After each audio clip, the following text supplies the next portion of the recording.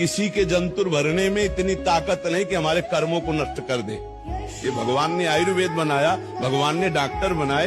भारत में इतने इतने बड़े पढ़े लिख कर डॉक्टर है, सब बेवकूफ है क्या? वशिष्ठ जी जैसा कोई ज्ञानी महात्मा बिरला ही होता है। राम जी को 14 वर्ष का वनवास, सिया जी का हरण, दशरथ जी का मरण, कौशल्या का वैधव्य, इसे नहीं रोक पाए। और कह रहे हैं भरत जी से, सुनो भरत भावी प्रबल, बिलख कहो मुनिनाथ, हानि लाभ जीवन मरण जस अपजस विधिहान। हमारे भारतवासी ऐसे अंधविश्वासी हैं, इसमें लगे। इस बात को हम अंधविश्वास का खंडन करते हैं। अंधविश्वास अगर मानो तो गुरु के वचन मानो। बोले राधा जपो, कृष्ण जपो। अब बुद्धि लगाने की जरूरत नहीं, जप के देखो तुम्हारा मंगल हो जाएगा।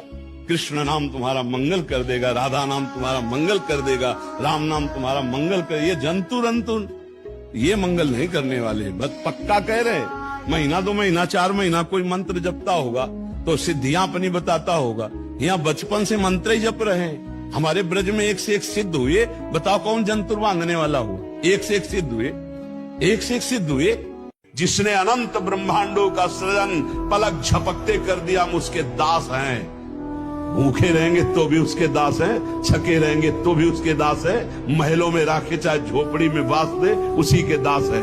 हम लोगों की ट्रेनिंग इसी बात की होती, कभी घी घना, कभी मुट्ठी भर चना, और कभी वो भी ना बना तो भी जय हो जय हो।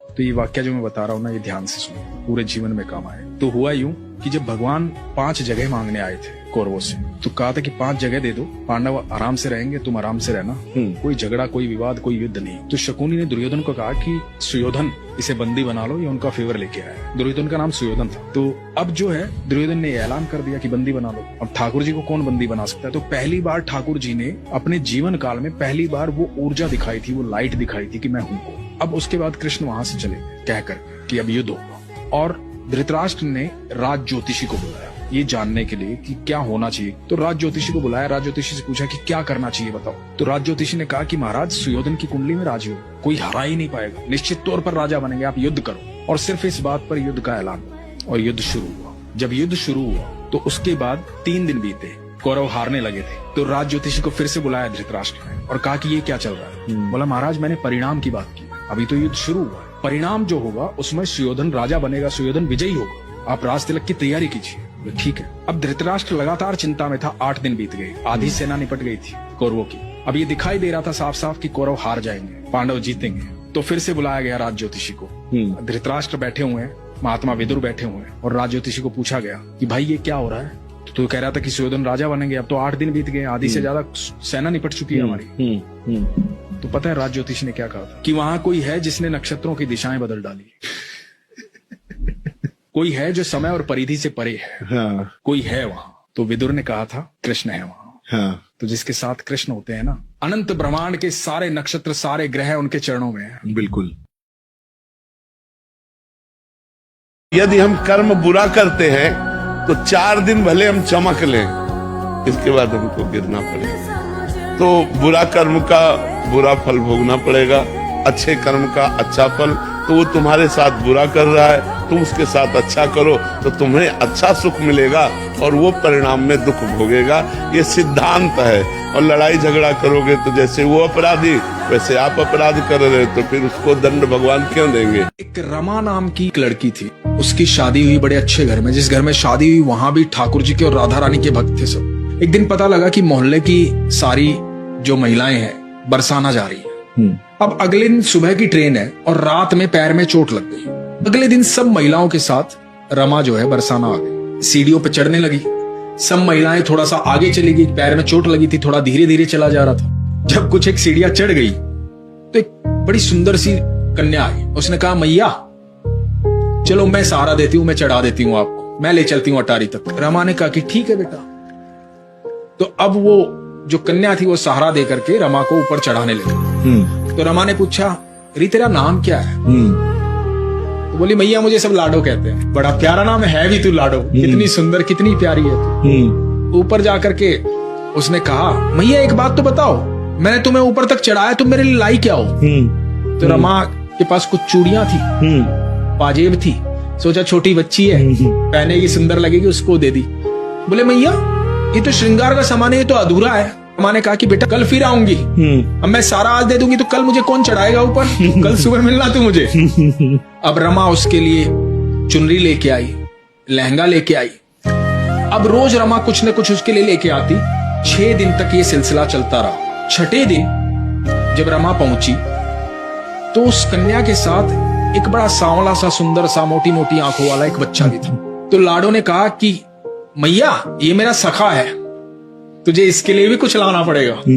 तो रमा ने कहा कि बेटा कल लेके आऊंगी इसके लिए कुछ। 7वें दिन जब पहुंची रमा उसके सखा के लिए पीताम्बरी लेकर गई, मोर पंख लेकर गई, मुकुट लेकर गई, बांसुरी लेकर गई, कान्हा जी के रूप का सारा सामान लेकर गई कि ये इस पे सुंदर लगेगा। तो फिर रमा ने पूछा कि बेटा एक बात तो बता, मैंने तुझे इतना श्रृंगार का सामान दिया, चुनरी दी, लहंगा दिया, ये सब कुछ दिया, पर तू पहनती तो है नहीं। तो बोली अरे मैया कल राधा अष्टमी है ना, कल पहनूंगी। तो रमा ने कहा ठीक है बेटा। अब अगले दिन थी राधा अष्टमी। अगले दिन रमा वहां पहुंची, पैर काफी हद तक ठीक हो गया था। अब नीचे देखा सीढ़ियों पे कहीं लाडो दिखाई नहीं दी। आज भीड़ भी बहुत है, राधा रानी के दर्शन करने वाले भी बहुत आए हैं, तो हो सकता है भीड़ में इधर उधर कहीं बैठ गई हो। ये कह रही थी राधा अष्टमी पर तैयार होके आएगी और कल तो मैं चली जाऊंगी यहां से। ये सोच के मंदिर के अंदर जाके भीड़ को चीरती हुई जब आगे पहुंची, देखा वहां पर्दा हुआ था। जब पर्दा हटा, राधा रानी को देखा, वही राधा रानी ने पोशाक, वही चुनरी, वही लहंगा, वही चूड़ियां, वही पाजे, वही मोर मुकुट ठाकुर जी ने, वही बांसुरी, वही पीताम्बरी पहने हुई थी।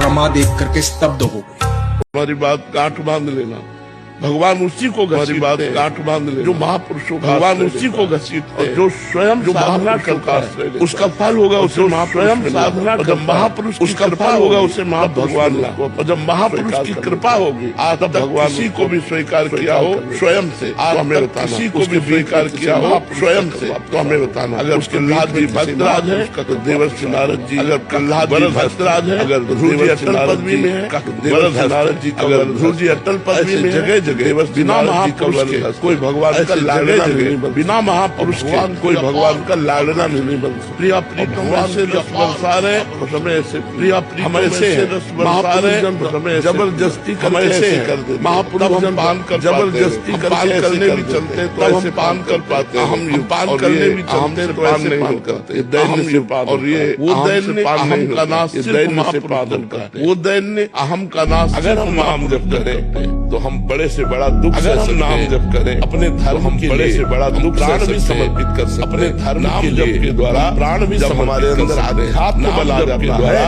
तो हम हमारे अंदर आध्यात्म बल आ जाता है तो हम उत्साहित धर्म नहीं छोड़ूंगा कि भले कष्ट मिले लेकिन मैं धर्म नहीं छोड़ूंगा। आज की समाज धर्म को नहीं समझने लगते हैं। देखो दो चीजें धर्म को आदमी को परास्त कर देती है। देखो दो चीजें एक निगेटिव को परास्त कर देती है। इन दोनों को नहीं भटकने देना चाहिए अपने हृदय में, इन दोनों को नहीं भय नहीं होना चाहिए अपने हृदय में।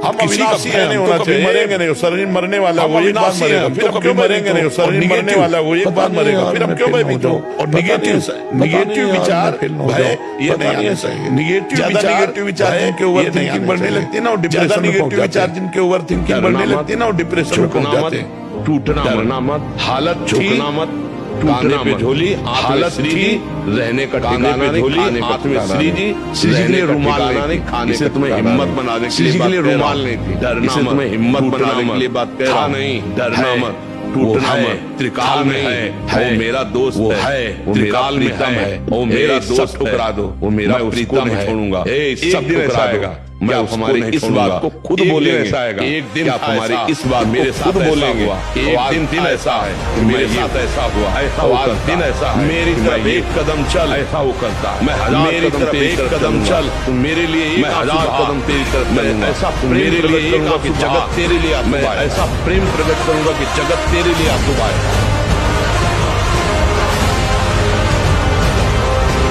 जब मैं तुम्हें अपनाऊंगा तो बहुत जब मैं तुम्हें अपनाऊंगा, तुम्हारा अहंकार सबसे पहले टूटे। तुम्हारा अहंकार जो झूठे रिश्ते तुमने पकड़ रखे हैं, जो झूठे रिश्ते तुमने पकड़ रखे हैं, तुम्हारी लालच, तुम्हारे डर, तुम्हारी लालच, सब एक एक करके इच्छाएं, सब जो मेरे पास आता है वो खाली ही जो मेरे पास आता है, और जो मुझे खाली आता है वो खुद, और जो मुझे पाता है तुम्हें लगेगा तुम सब कुछ हार रहे हो, तुम्हें लगेगा तुम सब कुछ हार रहे हो, लेकिन कोई भी त्रिभुवन की शक्ति उसे परास्त, कोई भी त्रिभुवन की शक्ति उसे परास्त करना चाहे। मेरा नाम जैसा कवि है, मेरा नाम चक्रविन है, मेरा मेरे डर से अग्नि प्रज्वलित होती है, डर से अग्नि प्रज्वलित होती है, मेरे ही बल से सूर्य बल से वायु बलशाली है, मेरे ही बल से वायु बलशाली है, अपना कार्य कर, मृत्यु मेरे ही बल से अपना कार्य कर रही होता बच्चा, जिसका कोई नहीं होता उसका हरि होता बच्चा। सच्ची कहे, एक एक क्षण भगवान तुम्हें देख रहे, एक एक क्षण भगवान एक एक बात तुम्हारी सुन रहे, देख रहे। जब तक तुम सही आचरण नहीं करोगे, तब तक तुम नहीं जान पाओगे सही आचरण नहीं करोगे।